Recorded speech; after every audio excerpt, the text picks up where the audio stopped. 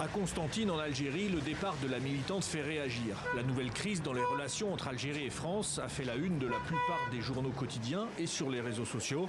Ces commentaires dans la rue soutiennent la position du pouvoir.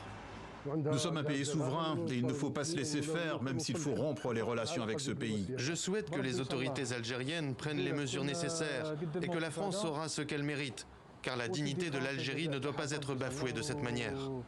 Le principal parti islamiste, une opposition modérée au pouvoir, considère que les réactions des autorités sont à la hauteur. L'Algérie refuse toute atteinte à sa dignité. Qu'il s'agisse du peuple ou du gouvernement, il est inacceptable que n'importe quel pays nous prenne de haut ou qu'il nous traite de cette manière. Notre pays a les outils et la force, ainsi que les appuis pour se dresser contre cette arrogance française. Côté Tunisie, d'où Amira Bouraoui s'est envolée pour la France avec le feu vert des autorités, les relations franco-algériennes sont de nouveau questionnées par cet événement.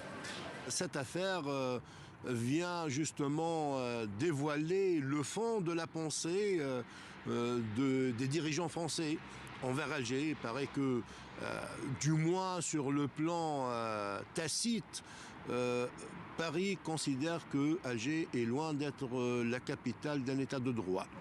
Le ministère des Affaires étrangères français a avancé vouloir continuer à travailler à l'approfondissement de la relation bilatérale avec l'Algérie. Et son porte-parole précise que les autorités françaises ont de façon ordinaire exercé la protection consulaire pour une ressortissante française.